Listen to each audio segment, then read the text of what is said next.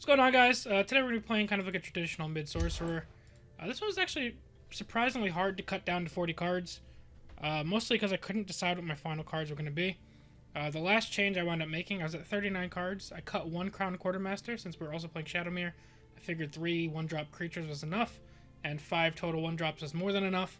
So I cut this down to 2 and added in 2 Preserver of the Roots just because they kind of scale with the game decently well. Other than that, we're just playing all of the good blue and purple creatures. You know, your Spirits and your Mammoth are amazing on 3. Your Wardcrafter and Windkeep Spellsword are amazing on 2. Shadowfen Priest for support removal, removing guards, getting creatures that we can trade into in the Shadow Lane. Emmerich's just an amazing card. Bone Daddy can win games on his own. Nahagleave is surprisingly underrated, and Night Shadow is just a pretty good beat stick that also can heal us if things get a little froggy. So we're going to hop onto the ladder with this deck, see how we can do. I've not tested it at all, so we are going to be going in completely blind, but that is completely fine. I will go ahead and pause though, and we'll be right back once we find a match. Alright, we've found a match against a Warrior. Warriors are probably positioned pretty well against this deck. I'm not going to say it's like a... I don't really know which side is more favored. I guess, theoretically, with them having the ring, if they find early sowers, they are certainly favored. Our opponent may have gotten the black screen glitch. We will find out. But yeah, I think a well-built warrior deck with the ring probably has an advantage. Like I said, it's probably down to who has ring in this matchup. And Sower can be a huge difference maker. They're going to play a lot of the same high-power purple cards that we are. The difference is we get a couple wards from blue, and they get Sower, which is huge. And then things like Orclan Captain and stuff like that. But overall, Warrior probably has the higher ceiling, whereas I think the Sorcerer deck has the lower floor. But we do have a pretty solid hand, and our deck is very low to the ground, so you should fairly often have a pretty good hand. I don't think it's the kind of deck that you should brick with too often. It's still me, so I'll find a way. But... You can't win. Motherless dog. I mean, if he's not going to force my ward off, I'll keep it. I'm sure I'm going to get a target to crack the ward on at some point. I fight with the fervor of the wild hunt. Okay. I mean, we still get to clean this all up. Vile Canker Blossom. I'm going to play the Preserver over the Mammoth just to be more Magicka efficient. So that next turn we can play one of our 3-drops into 2-drop. I'm assuming this might be a Sower. Do not fear me, mortal. Yep. You should. So as I was saying, with the ring and them being a warrior deck, early Sower is very bad. Let's just take the hit.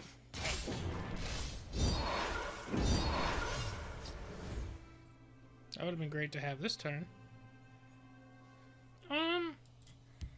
Guess we'll just play a Preserver. I don't want to play a no-value Harpy.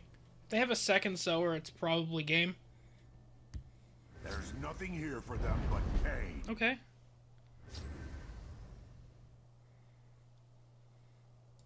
For the haste. Let's pop a Harpy here. And let's also pop a Young Mammoth. I'm hoping to get some Royal Sage value this turn. Obviously, it depends on what they play. Face me and die.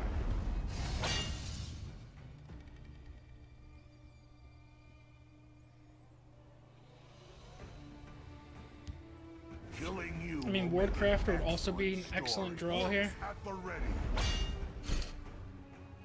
Alright, this coming online is really nice as well. Alright, so I think what we're going to do here is hit that. It's dying anyway. Trade here.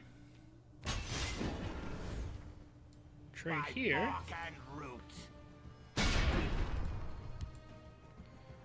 Play out a Harpy and a Daggerfall Mage. By the 8th, they will meet On them. 8 Magicka, if they play Sower, we can Shadowfen plus a 3-drop if we draw into one. If they don't play Sower, we can hopefully go Bolt and Sage or something along those lines. Hrothgar Forge is not what I was anticipating. Nahagleeb is a very good draw here. I think I'd rather trade in my double twos. Hit for 6. Drop Royal Sage. I see you're in need of my wisdom. Ward on this is great. Let's cycle and deal some damage. The other thing to keep in mind when you're playing a mid-range sorcerer deck is the board is your life. If you lose the board, you probably are going to lose the game. You don't have a lot of comeback potential, besides having creatures on the board and making trades. So as you can see, this is our way of winning. We can make this trade anyway. And we have lethal on board already. 4 and a 6. But that's why once we got this chance to push our advantage, you just completely push it. I have you now. A fine battle. We also had 2 more bolts in hand, so we could have dealt an additional 10 damage if we needed to this turn. But the big thing was we wanted to get our creatures on the board, make favorable trades, keep building up the value and advantage of our big bodies that can survive multiple attacks, and then eventually just kind of flood your opponent with the bonus damage you'll be pushing over time. So I'll say that first game went incredibly well. Get some purple rewards. I think it's just gold at this point. I finished my purple attribute rewards. Yeah. We will go ahead and search for another one. And I'll be right back once we found one. Alrighty, it looks like we have found a match. It's going to be a Sorcerer Mirror this time. So first thing to keep in mind is who has the ring, and our opponent does in this situation. I think I'll keep those double twos. Oh, and we actually draw a 1-drop. Not the most powerful 1-drop, but I like playing Shadowmere in 40-card decks because it scales fairly well. This also contests if their turn 1 play was going to be something like a Crown Quartermaster. Shadowmere can trade into it, and then he becomes a 4/4.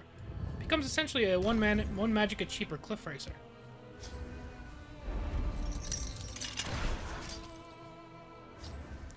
In this situation here, when given a choice between Wardcrafter and Windkeep Spellsword, I'm going to go with the Windkeep Spellsword, since either way, Wardcrafter would be warding up themselves, and all we really want to do is make this trade here and survive with the ward. Wardcrafter can ward up another creature at some point, so that's something that we really want to value. Okay, they're going to go ahead and draw a card.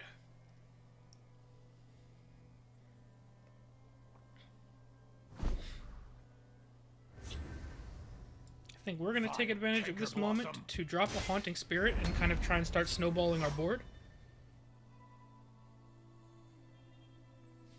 If they have a Firebolt, they can Firebolt this and try and get a favorable trade, but then we have a Firebolt of our own to try and punish that, and that would leave them with a maximum of 3 Magicka to follow up with.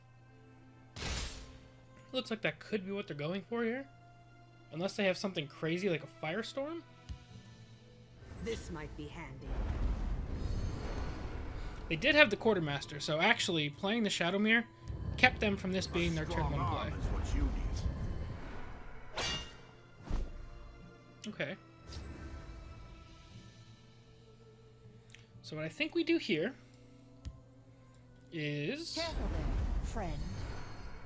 ward up the Windkeep Spellsword. Make this trade. Found you. Put them in the face. Then we will ward up this Wardcrafter. And next turn, plan on playing Royal Sage plus a Firebolt to try and completely wipe this lane. Things we are concerned about would be Gardener plus Enchanted Plate, I guess? They can combo those two with the ring. I still think we would be able to clean up a fair amount of the lane, even if they went for that play. Watch yourself. But it's definitely my biggest concern. Yeah, you can keep that thing alive. I'm mostly just here to get rid of this. I'm running a bit low on cards. That is one of this deck's weaknesses, is it does not play a lot of draw. Do not test I don't think mine plays any, actually. This day will be mine. Draw into another Firebolt. So I think we might as well play the Sage first. Let's see what kind of keywords we roll.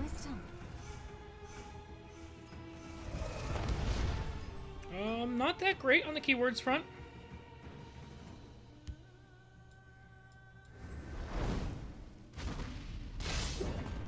Motherless dog. Your blood will spill. I will have your head. Make those trades. If they want to trade into these two, they'd be left with just the Crown Quartermaster, and then we'd have a fair amount of powerful cards. The one downside at the moment is they are not going to be breaking our runes. We're not getting another card right now. That does worry me a bit. You must be cleansed. Okay.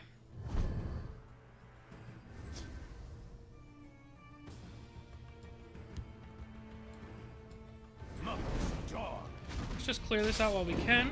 Suffer and die. Clear this out while we can. Figured we'd hit a prophecy on one of these three. If it's a bolt, it's mostly fine. Like, it's not great, but it's mostly fine. If it's a harpy, we're pretty fine. Camorn Sentinel kind of sucks. Guess we'll just contest that with Daggerfall.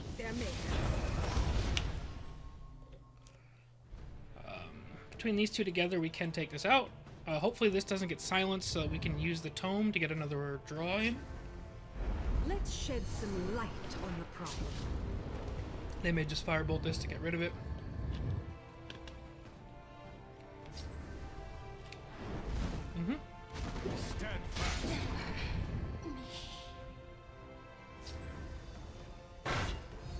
Interesting. Alright, so with 7 Magicka, Bone Daddy or Nahagleave are our best top decks.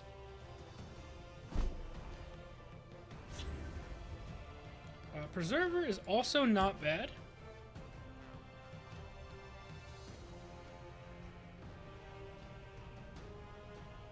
I'm trying to think of where I want to put it. I think we'll just contest there. The reason why I'm not poking with this is it doesn't set up anything better for next turn. Unless this gets fire bolted and lightning bolted, in which case I'm okay with that as well. If they choose to go face here, we get another card, which I'm okay with. My life is a resource, and I'm willing to lose some in order to gain more cards. I have a slight advantage on the board, but they have a massive advantage on hand.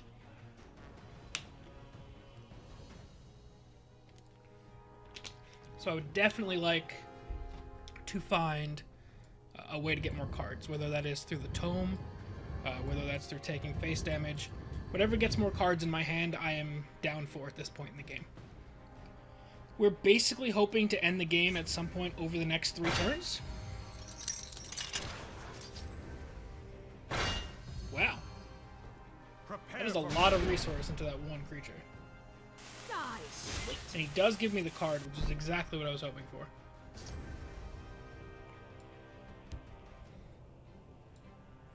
So I'll play them both out, especially since I still have the life advantage. You're in need of my wisdom.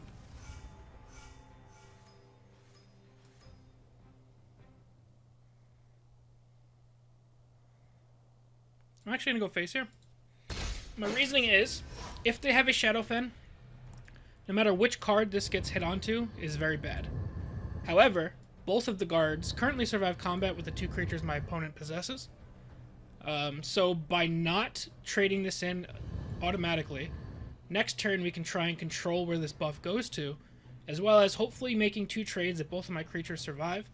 And if they use a Shadowfen, they may be tempted to use it on the Haunted Spirit right now, which gives us more options for next turn. And if their play here is like trade and Lightning Bolt, extra fine. If they have Firebolt and trade, less fine.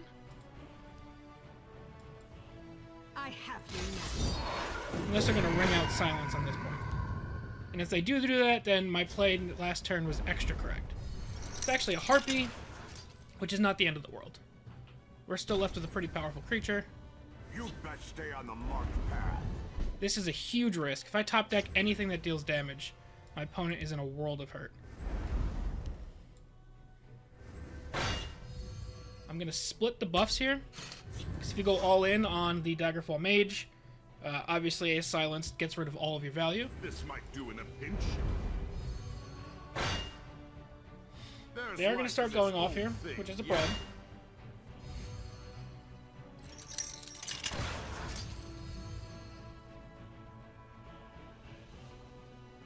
but there wasn't much we could do about that either way. We would have needed to just draw into something, which would have been 1 firebolt, 3 lightning bolts, or Shadowfen or Emmerich. So we had 1, 2, 3, 4, 5, 6 out of 27. We had about a little less than a 1 in, or a little better than 1 in 5 odds of pulling that off, but we missed, which is fine. Obviously, those odds were not in our favor.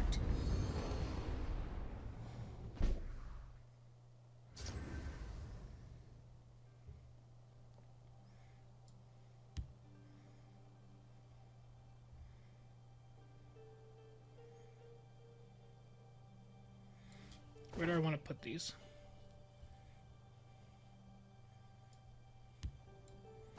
They are drawing a ton of cards here, and I really need to get rid of this at some point.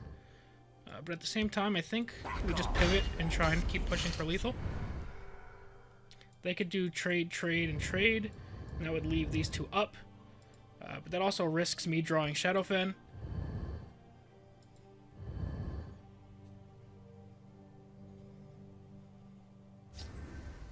They did find their 3rd enchanted plate.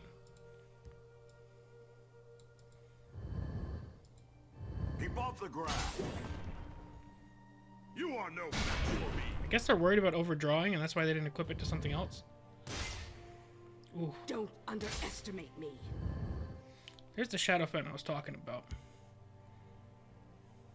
Careful there, friend. Oh, it gets even better. Be on your guard. The only way this gets even better Be on your is if I guard. top deck a Firebolt.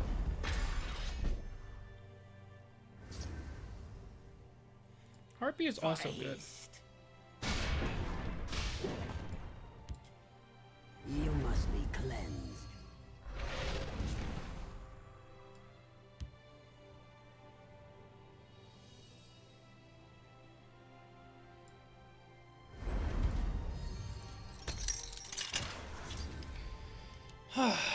I still don't like our position. I think we're in a really bad spot, but at any point we could draw into our Lightning Bolts, our Bone Daddies, our Nahagleaves. We haven't really drawn much of the end of our deck. We've still been very front heavy. So the fact that we're holding pretty strong here is good. I will have your head. I don't think there's any world where they go face with these unless there's a way to kill the Shadowfen. Like if they have the Lightning Bolt, they'll obviously go face. But in all of the scenarios, I think you have to double trade. Or if you just have that. Alright, so we are one card behind. And just hoping to draw any of our direct damage sources.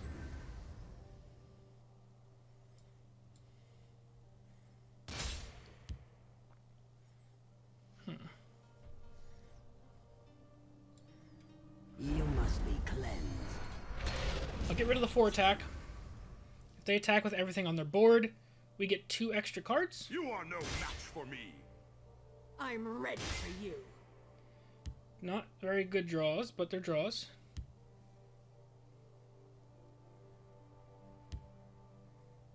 You best stay on the marked path. There's life in this old thing. Oh. Yes.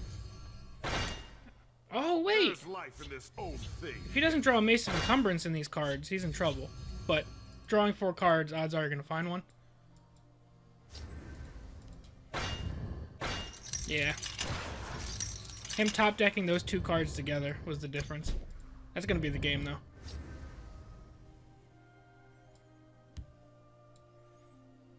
My. A fine battle. This might be handy. In order for my opponent to not lose there, they needed those 2 cards, which were their final 2 cards they had drawn, to be exactly these 2 cards together.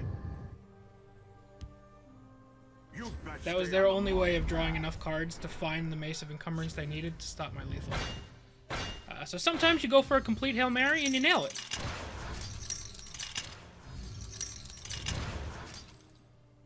Props to my opponent for drawing exactly what they needed there. They got a good chunk of the way through their deck, so it's not super surprising.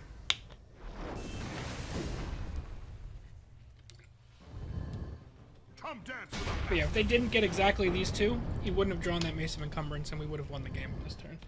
Barring Prophecy Lightning Bolt. So that's how close the game was.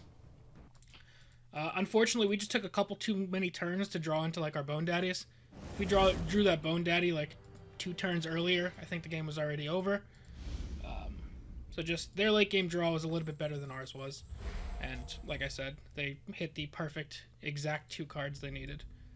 But that's not the kind of thing that you should ever really feel bad about. It's like, I think we played that game properly, and we played that game in a way in which we probably a fair percentage of the time win.